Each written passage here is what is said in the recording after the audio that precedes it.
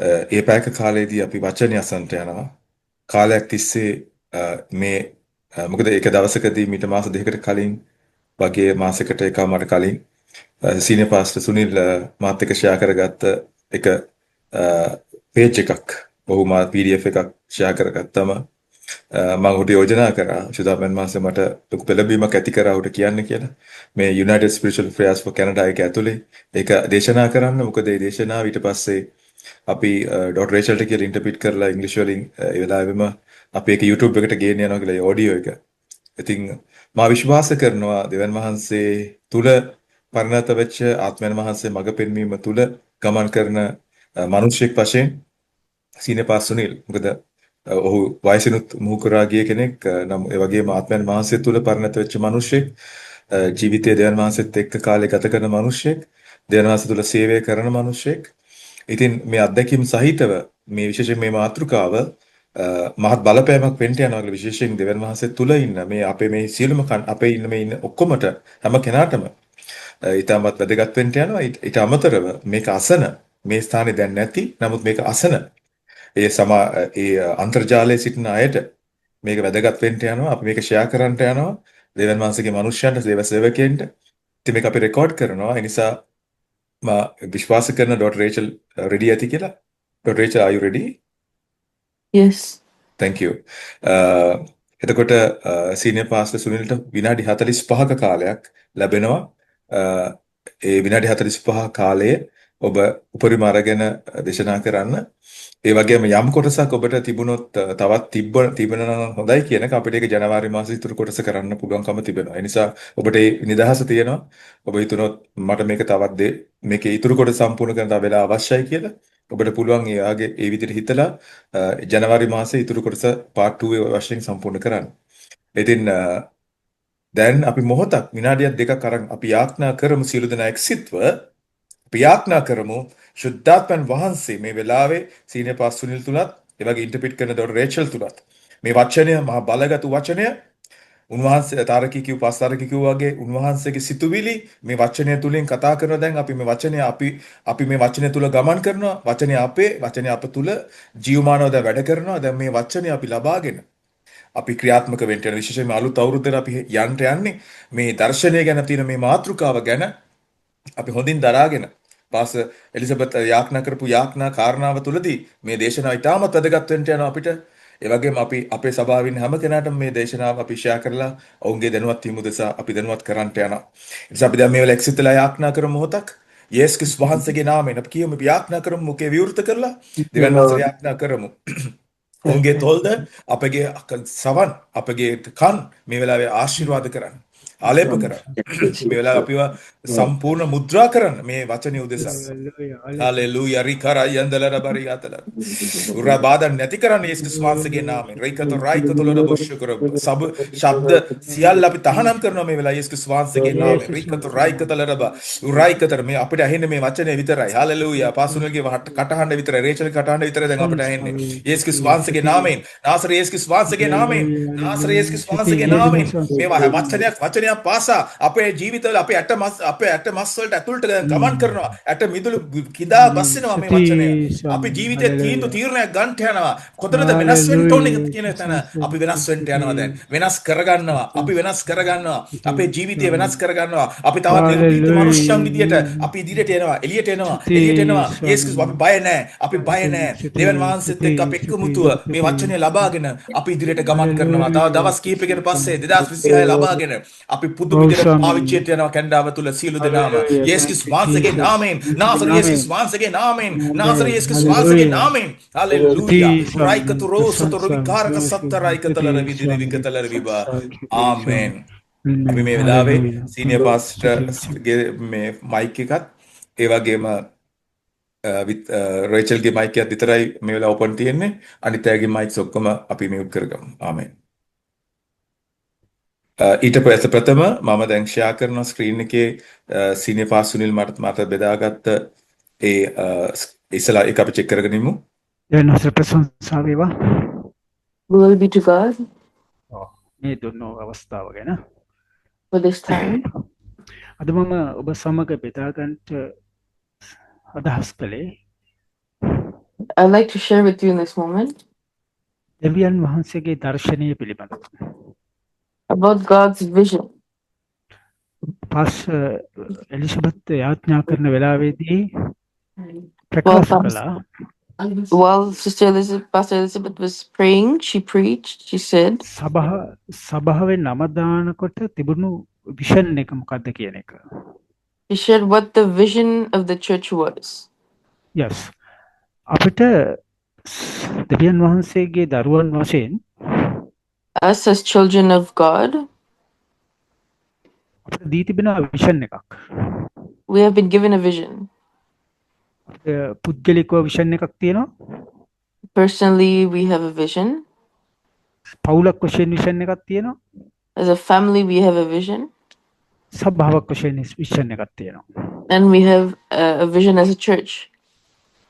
දැන් බයිබලයේ දෙවියන් වහන්සේගේ දර්ශනය පිළිබඳව එක වචනයක් තිබෙනවා. In the Bible, there's a vision that God says a vision. හිතෝපදේශී 29:18 29:8. In Proverbs 29:80, 18. දර්ශනයක් 18 දර්ශනයක් නැති කල සෙනග හිතුවක්කාර වෙති. Proverbs chapter 29, verse 18. Where there is no vision, the people are cast off. යා දැන් සිස්ටර් එලිසබෙත් යාඥා කරනකොට කිව්වා සභාවේ නම දානකොට තිබුණු දර්ශනය ඒ දර්ශනය හරි වැදගත් කියලා. Pastor Elizabeth shared that it is so important that what the church vision is. ඒකට අපිට පේනවා ඇයි සභාවේ සෙනග හිතුවක්කාර වෙන්නේ. Now we know why the people of God are යා සෙනග හිතුවක්කාර වෙන එක හේතුවක් තමයි සභාව තුළ දර්ශනය නැති එක. people are cast off if there is no vision. Inside it. ඒකට හේතුව ඒ කියන්නේ සභාව තුළ දර්ශනය නැති වෙන්නේ හේතුව සභාව දන්නේ නැහැ නැත්නම් සභාව අවබෝධ කරගන්නේ දෙවියන් වහන්සේගේ දර්ශනය මොකක්ද කියන එක. People are lost in the church when they don't know what the vision is or what God's vision is. ඒ නිසා අපි හැම කෙනාම සභාවක් කරනවා වෙන්න පුළුවන්, පවුලක් වෙන්න පුළුවන්, පුද්ගලික ජීවිතයක් ගත කරනවා වෙන්න පුළුවන්. අපි පැහැදිලිව දැනගන්න ඕනේ දෙවියන් වහන්සේගේ විෂන් එක නැත්නම් දර්ශනය මොකක්ද කියලා. So it could be as a church, as a family, as an individual, personally. We must know what God's vision is. දෙවියන් වහන්සේට පොදු දර්ශනයක් තියෙනවා. God has a common vision for everyone. ඒක මේ පින්තූරේ අපි පෙන්නලා තිනවා දෙවියන් වහන්සේගේ කැමැත්ත තමයි උඩින්ම දෙවියන් වහන්සේගේ දර්ශනය මොකක්ද කියන එක. At the top of this picture, it says, what is God's vision? දෙවියන් වහන්සේගේ දර්ශනය තමයි උන්වහන්සේ නැවත තෝරාගත්ත සෙනගක් එක්ක මේ පොළොවේ රජ කරන එක. God's vision is to call the people of this world. උන්වහන්සේ තෝරාගත්ත සෙනගක්. ඒ කියන්නේ ගොඩාක් අය කැඳෙව්වට තෝරාගන්නේ ස්වල්ප දෙනයි. Even though many are called, only a few are chosen. අන්නේ තෝරාගත්ත සෙනග එක්ක උන්වහන්සේ සදාකල් ජීවත් වෙන්න යනවා. So the chosen people are going to live forever with Christ. අපිත් උන්වහන්සේ සමග සදාකල් ජීවත් වෙන්න යනවා. We also will live forever with Christ. මේක තමයි උන්වහන්සේගේ ෆයිනල් විෂන් එක. This is God's final mission. A vision එකට ඒ දර්ශනයට අපව සූදානම් කිරීම තමයි උන්වහන්සේ මේ පොළොවේ කරන්නේ. So to complete or fulfill this vision, God's vision, God is calling us and working in us. මේ දර්ශනය සෙනගට නැත්නම් If people do not have this vision, සෙනග හිතුවක්කාර වෙන එක සාමාන්‍ය දෙයක්. people will simply believe in Christ. Yeah. දර්ශනය දෙවියන් වහන්සේගේ. The vision is from Christ, God. දර්ශනය කියලා කියන්නේ අපිට පේන දෙයක් නෙමෙයි. Vision is not something that we can see. ඒක දෙවියන් වහන්සේගේ සිත ඇතුලේ තියෙන දෙයක්. It is something that's in God's heart. ඒතකොට heart of Jesus Christ කියලා නම දානකොටම අපි දෙවියන් වහන්සේගේ සිත හඳුනාගෙන තියෙන්න ඕනේ. So when we put the name of the heart of Jesus Christ, we must know God's heart. ඔව්. ඒ දර්ශනය තමයි සභාවේ සාර්ථකත්වයේ රහස. That is the vision that the people of the church must know. සභාවේ දර්ශනය නැත්නම් අපේ පුද්ගලික ජීවිත දර්ශනය අපේ අනාගතය සාර්ථක කරනවා. We must understand and know what our personal and church vision is from God. දර්ශනයක් අපිට නැත්නම් අනාගතයක් නැහැ. If we don't have a vision, we don't have a purpose. දර්ශනය හැම වෙලේම අපිව ඉස්සරහට තල්ලු කරනවා. The vision pushes us forward. මට ජීවත් වීමේ දර්ශනයක් ආසාවක් තියෙනවා නම් මම ජීවත් වෙනවා. If I have a vision, I'm able to live according to that vision. ඒක දෙවියන් වහන්සේ තුලක් තියෙන දෙයක්. It's something in God's hands. අපිට දෙවියන් වහන්සේගේ දර්ශනය දැනෙනවා නම් දෙවියන් වහන්සේ අපව ජීවත් කරනවා. If we know God's vision, then God gives us the purpose to live. සදාකාලිකවම ජීවත් කරනවා. He will help us live forever. ඒ නිසා දර්ශනයක් දෙවියන් වහන්සේගේ දර්ශනය තියෙන මනුෂ්‍යයා හැම වෙලේම සුබවාදී positive සුබවාදී. Nobody who knows God's vision is very positive. හරිම උද්‍යෝගිමත්. Is very joyful, hopeful. ඔහු ජීවත් වෙන්න කැමැත්තෙන් ජීවත් වෙනවා. ඔහු ආසයි ජීවත් වෙන්න. They live with the desire to live. ඔහුට හොඳ අනාගතයක් තියෙනවා. They have good understanding and wisdom. ඒ නිසා අපි හැම කෙනෙක්ම මේ දෙවියන් වහන්සේගේ දර්ශනය දෙවියන් වහන්සේගේ විෂන් එක අවබෝධ කරගන්න ඕනේ. But it is important to know, to understand God's vision. අපේ අවසාන දර්ශනය තමයි දෙවියන් වහන්සේ සමග ජීවත් වෙන්න එක. So our final vision or our purpose is to do God's vision, to live with Him forever. අද ලෝකයේ දර්ශනය නැත්තම් විෂන් එක කියලා කියන්නේ පෙනෙන දේවල්, දකින්න දේවල්, අරමුණු කරගන්න දේවල් වලට යන එක. In the world, visions are goals, something that you can see to accomplish in your physical eyes. නමුත් දෙවියන් වහන්සේගේ දර්ශනය පෙනෙන දේවල් මත තියෙන එකක් නෙවෙයි. But God's vision is not something that's seen in the physical eye. ඒක දකින්න දේවල් මත තියෙන එකකුත් නෙවෙයි. It's not something that we can ඒක see. ඒක අපිට අනිවාර්යයෙන්ම ලැබෙන දෙයක්. It's something that we receive. නමුත් ගොඩක් වෙලාවට දෙවියන් වහන්සේගේ සේවය කරන අය ඇදහිලිවන්තයන් වන අපි මේ දේව දර්ශනය ගැන කතා කරනවා වෙනුවට අපි මේ ලෝකයේ දේවල් ගැන තමයි කතා කරන්නේ. But when preachers or pastors speak about vision, it is about the things of the world. ඒ නිසා සභාවක් හෝ පුද්ගලයෙක් දෙවියන් වහන්සේගේ දරුවෙක් හැම වෙලේම දේව දර්ශනය ගැන දෙවියන් වහන්සේගේ අරමුණ ගැන කතා කරන්න අවශ්‍යයි. So it's important as an individual, as a church, to speak about God's vision. එයා හැම වෙලේම දෙවියන් වහන්සේගේ දර්ශනය තුලයි ජීවත් වෙන්නේ. It is important to live for God's vision, according to His vision. එයාට ජීවත් වෙන එක බයක් නැහැ. He does not fear to live. එයා මේ ලෝකේ කවදා හරි දවසකදී ශාරීරිකව අයින් වෙනකොටත් එයාට බයක් නැහැ, දුකක් නැහැ. They're not afraid or saddened to die either in this world. මන්ද ඔහු දාලා යන්නේ ඊට වඩා බලවත් ස්ථානයකට.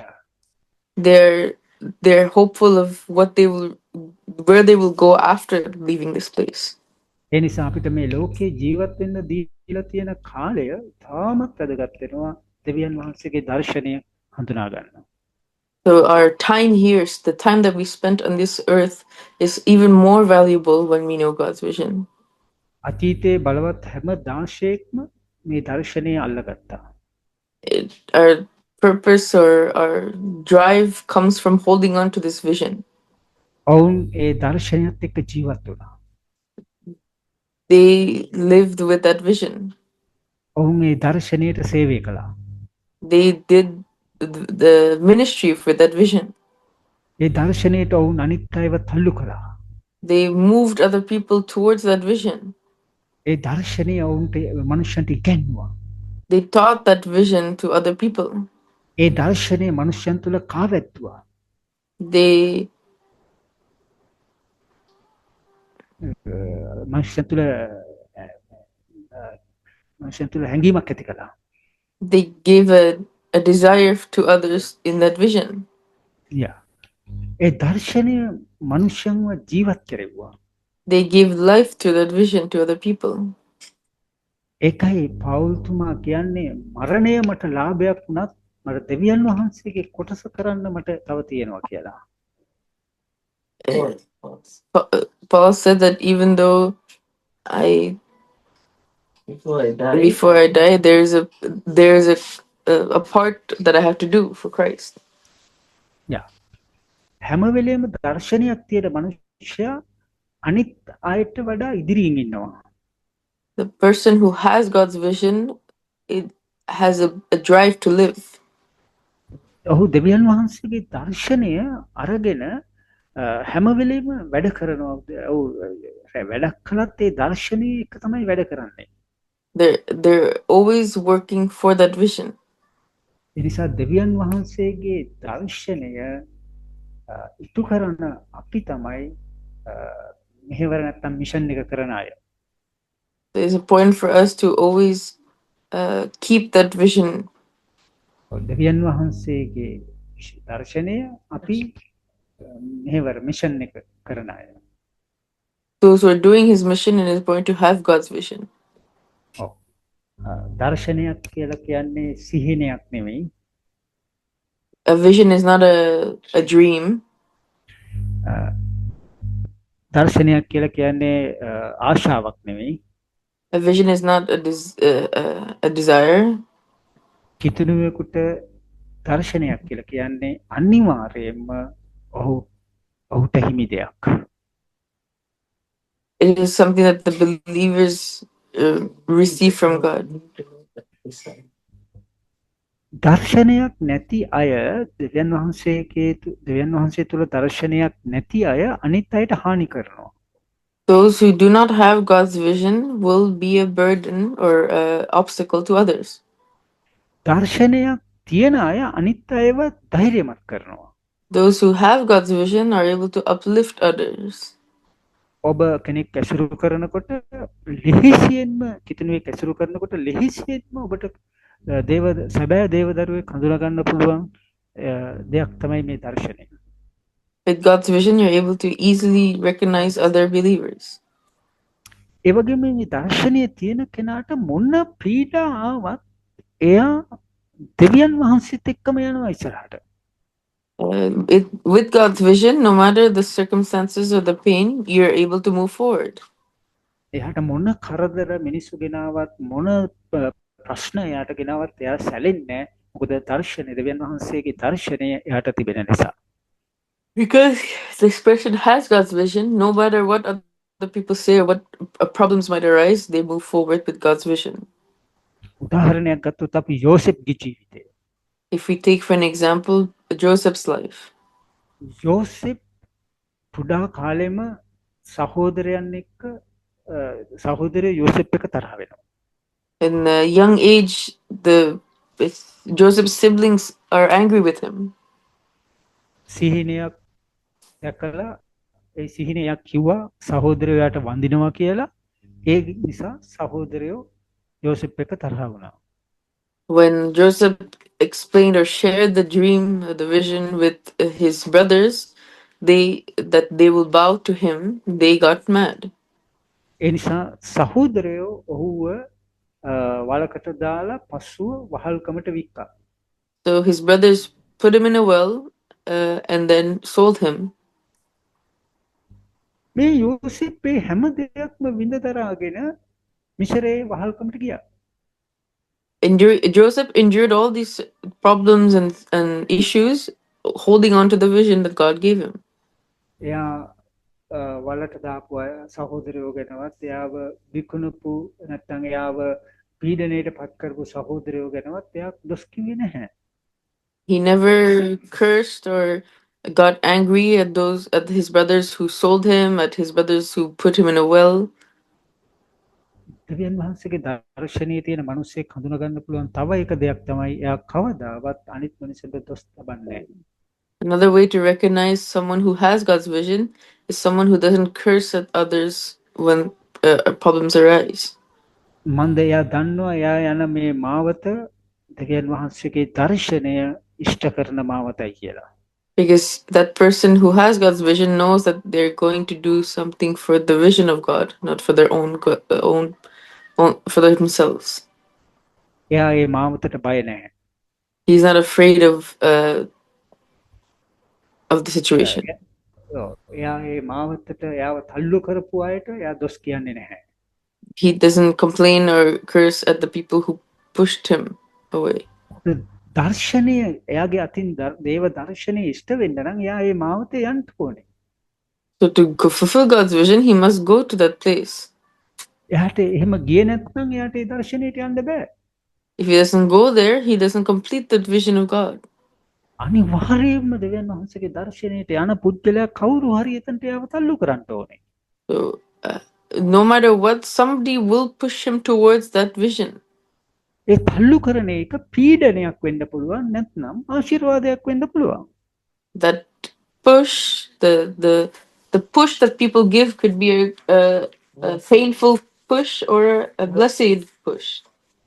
ඒ නිසා අපිට දොස් තබන්න බෑ අපිව ගෙනියන මාවත තුල දෙවියන් වහන්සේ දර්ශනය ඉෂ්ට කරන්ට යනවා. We cannot complain or curse at people who push us towards God's vision.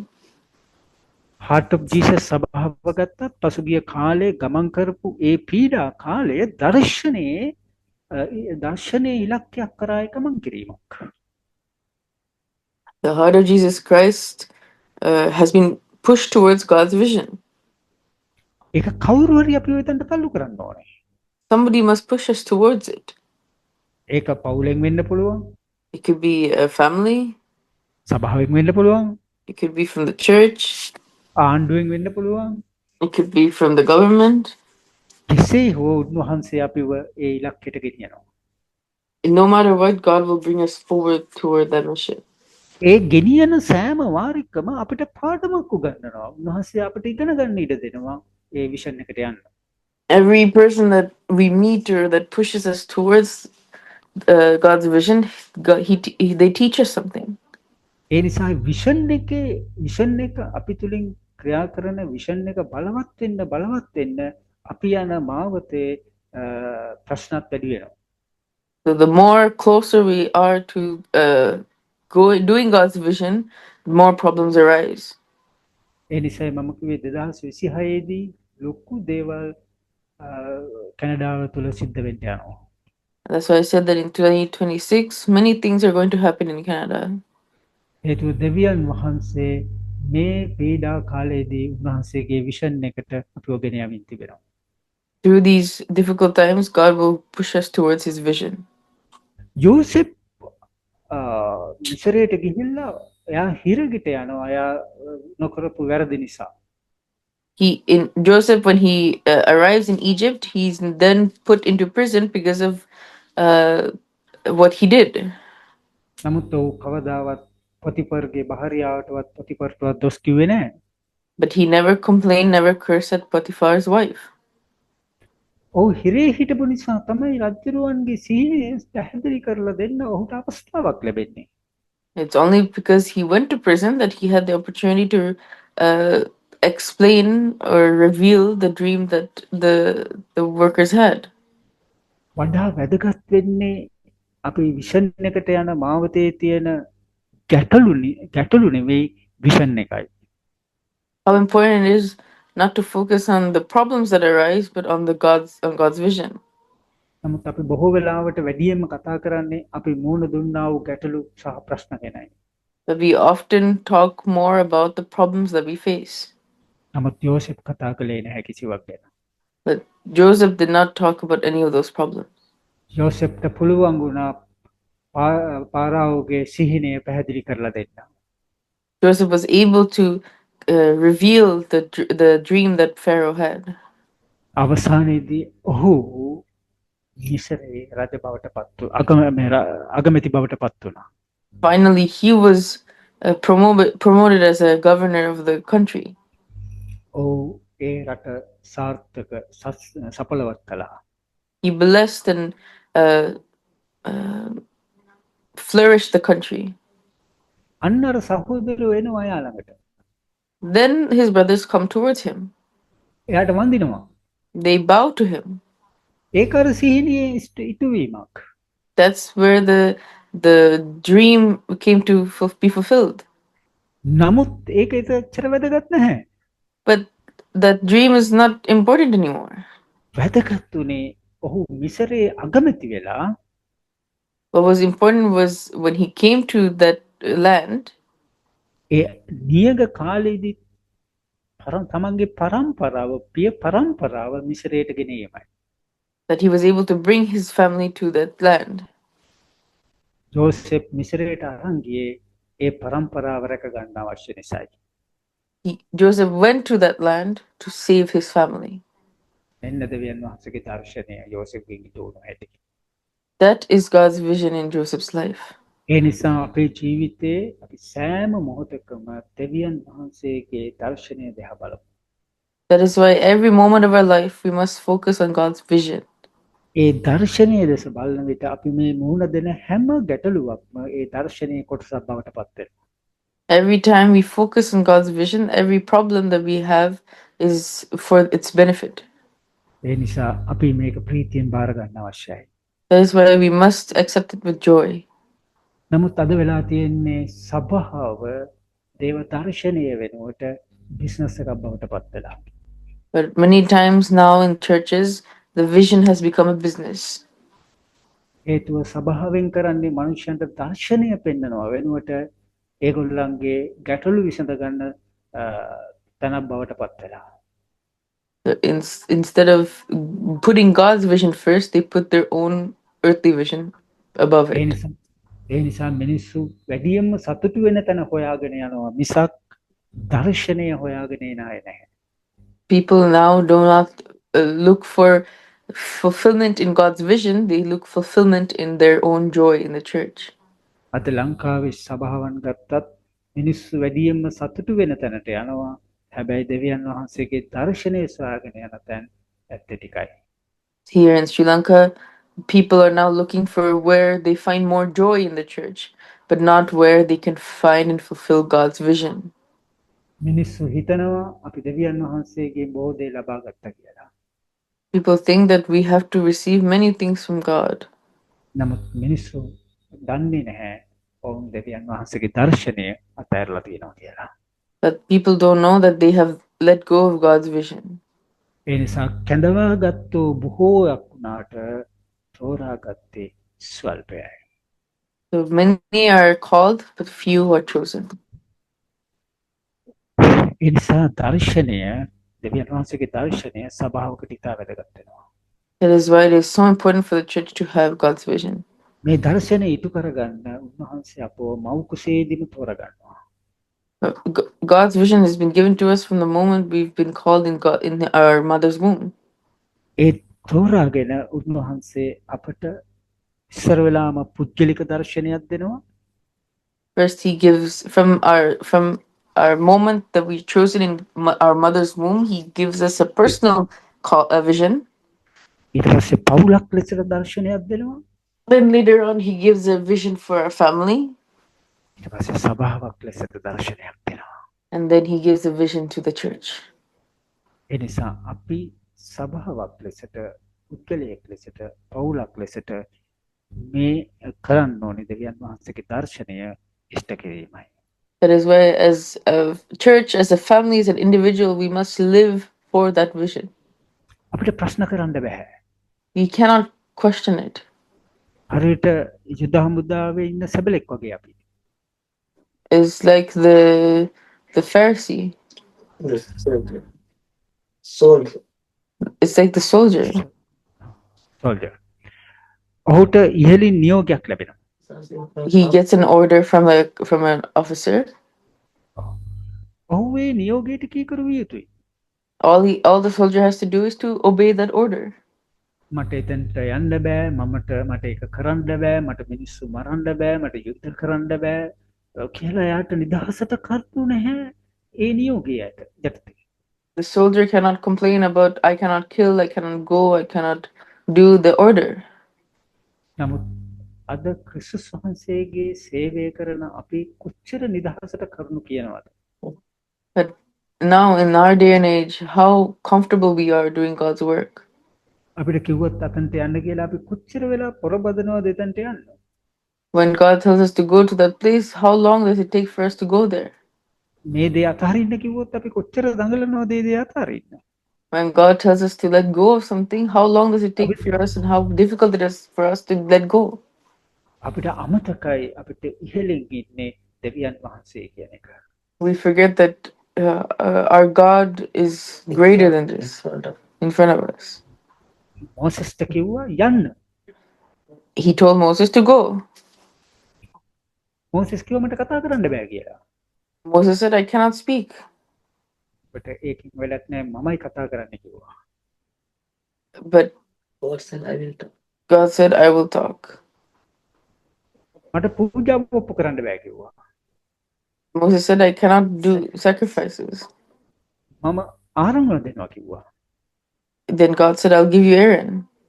දෙවියන් වහන්සේ මෝසෙස්ව කැඳෙව්වේ දේව දර්ශනය ඉටු කරගන්න. God chose Moses to do God's vision. යෝසෙෆ්ගේ කාලේ මිස්රයට ගිය ජනතාව අවුරුදු 400කට විතර පස්සේ දුක් විඳිනකොට මෝසෙස්ව කැඳවනවා ඒ සෙනඟ ගලව ගන්න. After Joseph was called to go and bring his people to Egypt, 400 years of suffering that they've endured, he called Moses to go and free them. Moses යෝසෙෆ්ගේ කාලේ 70ක් තමයි මිස්රයට එන්නේ. In Joseph's time, 70ක් පමණ. 70 people. only 70 Israelites went to Egypt. නමුත් මිස්රයෙන් ආපහු යන්නේ ලක්ෂ ගණනක සෙනඟක්. But when they're leaving Egypt, thousands and thousands of people are leaving. මේ සෙනඟ අරන් යන්නේ කානාන් දේශයට. They're bringing these people to Canaan. මේකටයි මෝසෙස්ව කැඳෙව්වේ. That is why Moses was called. එනිසා දෙවියන් වහන්සේ ඔබවත් මාවත් කැඳවලා තිබෙන්නේ දේව දර්ශනය ඉෂ්ට කරන්න නිසා අපේ පුද්ගලික දේවල් ඉෂ්ට කරගන්න නෙමෙයි. God has chosen us not to fulfill our own personal desires, but to fulfill God's vision. සභාවක් ගත්තහම අපට ලොකු දර්ශනයක් තියෙන්න ඕනේ. We must have a great vision. ඒක ලොකු විෂන් එකක්. As a church, we must have a great vision. A vision එකේ සෙනඟ සීමාවක් කරන්න බෑ. Crowd. The vision cannot control how many people are in the church. දෙවියන් වහන්සේ කැමති නෑ සෙනඟ ගණන් කරනවට. God doesn't like to count the number of people. අන්ද දෙවියන් වහන්සේ විෂන් එක තියෙන මනුෂ්‍යයට දෙන සෙනඟ ගණන් කරන්න බෑ කාටවත්. The amount of people that are given to someone who has God's vision cannot be counted. අපි ලෑස්ති නම් දෙවියන් වහන්සේගේ දර්ශනය ක්‍රියාත්මක කරන්න. If somebody is ready to do God's vision, දෙවියන් වහන්සේ ලෑස්ති අපිට සෙනඟ දෙන්න. God is ready to give the people. ඒකේ සීමාවක් නැහැ. It's not limited. දර්ශනයේ සීමාවක් නැහැ. God's vision is not limited. කැඳවීමේ සීමාවක් නැහැ. Those who are chosen is not limited. ඒ නිසා සෙනඟගේ සීමාවකුත් නැහැ. That's why the people are not limited. මම මේ දීලා තියෙන චිත්‍රය දෙහා බැලුවාම නෝට් එක දෙහා බැලුවාම පේනවා If you see the notes, උන්වහන්සේගේ කැමැත්ත තමයි උන්වහන්සේගේ දර්ශනය ඉෂ්ට කිරීම. උඩම තියෙනවා God will, God vision. Mhm. ඊට පස්සේ උන්වහන්සේ අපව තෝරගන්නවා. Then God chooses us. vision. ඊට පස්සේ උන්වහන්සේ ඇයි අපව තෝරගන්නේ සදාකාලිකව ජීවත් වීමටයි. Then why did God choose us is how we live forever for Christ. ඒක තමයි උන්වහන්සේගේ ෆයිනල් විෂන් එක. That is God's final vision. හැබැයි එතනට අපව යන්න To go there, අපි එක එක්කෙනාට වෙන වෙනම කැඳවලා තිබෙනවා විෂන් එක. each and every one of us are called to do a different vision. අපි අපි එකට කියනවා සේවය කියලා. That we call that each and every one of us our own ministry. ඒ සේවය අපි එක එක්කෙනාට වෙනස්. Each ministry for each person is different. යෝසෙෆ්ගේ සේවය නෙවෙයි මෝසෙස් කළේ. The ministry that Joseph had is not the same as Moses' ministry. පේදුරුගේ සේවය නෙවෙයි පවුල් කළේ. Peter's ministry is not the same as Paul's ministry. ඒ වගේ අපි හැම කෙනෙක්ම ඒ විෂන් එක ඇතුලේ වෙන වෙනම කැඳවලා තිබෙනවා ඒ සේවය කොට ගන්න. In just like that, on God's vision, each and every one of us have a different ministry. ඒ නිසා අපි තව සභාවක් කරන විදියට හෝ තව පුද්ගලයෙක් කරන විදියට හෝ තව තැනක සිදු වෙන විදිහට අපිට සේවය කරන්න අවශ්‍ය නැහැ. So it is not important for us to do ministry, to do a church, to do what other churches are doing for our ministry. දේව දාසයෙක් වශයෙන් අපව කැඳවනකොට අපට දී තිබෙනවා විශේෂ දර්ශනයක්. So when God chooses us, calls us to do His vision, we have a ministry, a specific ministry. A vision එක අල්ලගමු. We must hold on to that vision. A vision එක එක එක්කෙනාට වෙනස්. The vision for each and every one of us is very unique. ඒක හරි ඇතුළාන්තයෙන් දැනෙනවා සාමාන්‍යයෙන් දේව දාර්ශයන්ට ඇදහිලිවන්තයන්ට. We know it in our heart. හැම ඇදහිලිවන්තයෙකුටම තියෙනවා විෂන් එකක්. Every believer has a vision. එයා සුභාරංචිය දේශනා කරන්න සුභාරංචිය කියන්න ඕනේ. We must preach the gospel. ඒ වගේම සේවයට උදව් කරන්න ඕනේ. We must also help in the ministry. ඒ ඇදහිලිවන්තයාට තියෙන සේවය. That is the believer's vision. ඒ ඇදහිලිවන්තයාට තියෙන විෂන් එක. That is the vision that believers have. ඒ වගේම සෑම සේවකයෙකුටම විශේෂ විෂන් එකක් තියෙනවා. Every minister also has their own vision. A vision එකට එයා ගමන් කරන්න ඕනේ. They must work for that vision. දේව දාශයාගේ විෂන් එක දෙවියන් වහන්සේගේ දාශයාගේ විෂන් එක ක්ලියර් නම් If you have God's vision, Clear vision. Clear සෙනගයි විෂන් එකට ඇට්‍රැක්ෂන් ආකර්ෂණය වෙනවා. then people are attracted to that vision. ඒ දේව දාශයා තමයි දෙවියන් වහන්සේගේ විෂන් එක ක්‍රියාත්මක කරන්න කෙනා. But God himself is the only one who can. Pastor. එයා මේන් වීල් එක. So pastor is the one who clears that vision to us. A wheel එක වටා අනිත් ඔක්කොම wheel කරකිනවා. So because he's the main wheel that connects to God, all the other wheels, the believers are moving. දේව දාශයාගේ vision එක powerful නම් ඒක හරියටම ඔහු තේරුම් අරන් තියෙනවා නම් If the pastor understands and has the powerful vision, සෙනග ඔහු වටා රැඳෙන්න පටන් ගන්නවා. the people will start to come. හේතුව සෙනග දන්නවා මේ දාසයා තුළින් අපට දෙවියන් වහන්සේව දකින්න පුළුවන් කියලා.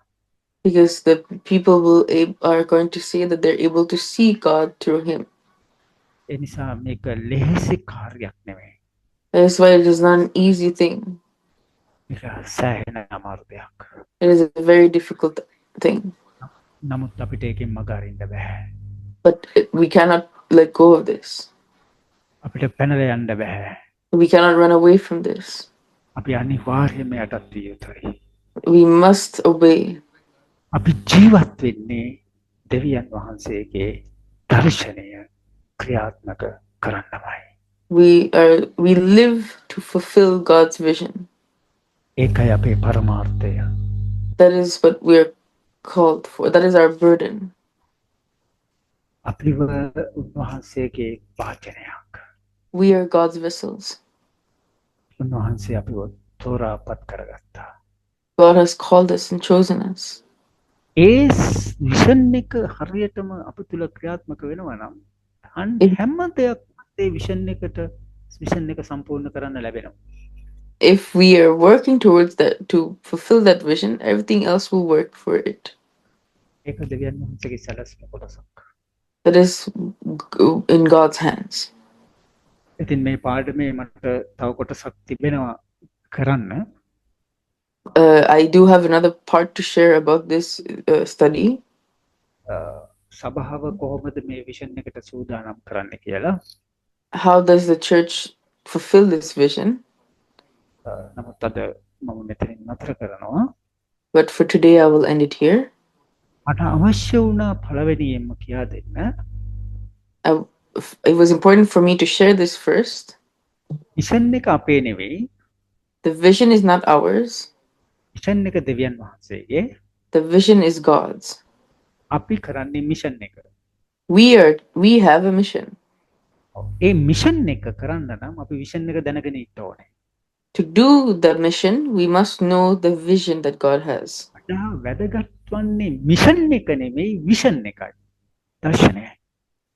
What is most important is not the mission, it is the vision. Vision දර්ශනය නැතුව මිෂන් එක ක්‍රියාත්මක කරන්න බෑ. If you do not have the vision, the mission cannot go on. Mission everything ඉවරලා අපේ ඇක්ටිවිටි නැත්නම් ක්‍රියාකාරීත්වය. Our mission is simply our activity. කොහොමද අපි ඒ දර්ශනයට යන්නේ කියලා කරන කොටස තමයි මිෂන් එක කියන්නේ නැත්නම් මෙහෙවර. Our mission is simply a tool to fulfill God's vision. මට අද ඕන උනේ අපි හැම කෙනෙක්ම කැඳවලා තිබෙන දර්ශනය හරියටම තෝරා ගැනීමයි. I wanted to share in this moment that all those who are chosen must know God's vision. දෙවියන් වහන්සේට ප්‍රශංසා කරනවා. I give glory to God, ඉතින් අවස්ථාව නිසා especially for the time that was given to me. මේ වචනය තුළින් Through this word, අපි සොයාගමු let us search. ඔබව කැඳවලා තිබෙන විෂන් එක මොකක්ද කියන එක. What is the vision that God has called you for? සමහර වෙලාවට අපි විෂන් එකෙන් පිට ඉඳගෙන සේවය කරනවා වෙන්න පුළුවන්. Sometimes we might be just doing a mission. එතකොට අපි ගොඩාක් මහන්සි වෙනවා, කරදර වෙනවා ඒ සේවය කරන්න. Then we get very tired and exhausted doing that mission. Mission එක දෙවියන් වහන්සේගේ නිසා සේවය වෙනුවෙන් කරදර වෙන්න දෙයක් අපිට නැහැ. Because the vision is from God, the mission or this ministry that we do should not get tired. මොකද අපි දන්නවා විෂන් එකට යනකොට උන්වහන්සේ අපි සමග ගමන් කරනවා කියලා. Because when we are doing God's vision, the ministry, God will strengthen and supply the ministry. ඒ නිසා මේ පණිවුඩය ඔබ අපි හැමදෙනාටම මට පවා නැවතත් මගේ ජීවිතය දෙවියන් වහන්සේගේ දර්ශනය වෙතට මාව තල්ලු කරපු නිසා ස්තුතිවන්ත වෙනවා. So I thank the Lord for reminding every one of us, including myself, that we must move forward towards God's vision. ඉතින් මේ යාඥා හැම මාසෙකම පවත්වපු මේ යාඥා කාලය ගැන මම දෙවියන් වහන්සේට ස්තුතිවන්ත වෙනවා. I thank the Lord for this monthly prayers that happen every month. මාස 10ක් නොකඩවා මේ කරගෙන යන්න දෙවියන් වහන්සේ කරුණාව ලැබුණා. God has given us the grace to do these monthly prayers for 10 months. මේ ඇවිදිනුත් ඒ විෂන් එක තේරුම් ගත්ත කොටසක්. We are able to do these prayers because we understood God's vision. ඇයි මම එහෙම කියන්නේ? Why am I saying this? මේ යාඥාව නොතිබුණා නම් if we did not have these prayers, මගේ ජීවිතේ මට ආපහු ලැබෙන්නේ නැහැ. I would not have life again. මම මේ ඊයේ පෙරේදා තමයි දැනගත්තේ It was only yesterday or day before මගේ මම ඇත්තටම හොස්පිටල් එකට යනකොට මගේ හાર્ට් එක නතර වෙලා තිබුණා. that when I was going to the hospital, my heart stopped. ඒ වෙලාවේ කැනඩාවේ ඔබ යාඥා කරනවා. During that time, you are praying in Canada. ඩොක්ටර්ස්ලා මගේ ඇඟ උඩ නැගලා හાર્ට් එක ප්‍රෙෂර් කරමින් මට පණ ගන්න උත්සාහ කරනවා. The doctors are on top of me doing CPR to give back my heartbeat. මගේ වයිෆ් ඒ දිහා බලාගෙන ඉන්නවා. My wife is looking through the glass. ඩොක්ටර්ස්ලා 3 දෙනෙක් try කරලා තමයි මට නැවත පණ එන්නේ. Only after the doctors have tried, 3 doctors have tried that my breath is given back to me. මේක මගේ වයිෆ් මට කිව්වේ නැහැ නැතක් වෙනතුරු එයා මාව එක මගේ හිත කලබල වෙයි කියලා එයා ඒක රැක්කා. My wife did not share this with me until recently, not to disturb my peace. නමුත් කොළඹ හොස්පිටල් එකේ මම ඉන්න ඉස්සරහා ඇඳේ එක්කෙනෙක්ගේ ජීවිතේ නැති වෙන වෙලාවේ වෛද්‍යවරු එයාගේ පණ ගන්න ඒ හතව ප්‍රෙෂර් හાર્ට් එක ප්‍රෙෂර් කරනවා දැකලා ඔයාගේ ජීවිතේත් ඔය විදිහටයි ගත්තේ කියලා එයා කිව්වා. But the doctors, another person had a problem in the heart. ඒ පුද්ගලයා නැති වුණා. So while I was in the hospital, somebody else had a problem with their heart, and that person passed away. මම අදත් ජීවත් වෙනවා.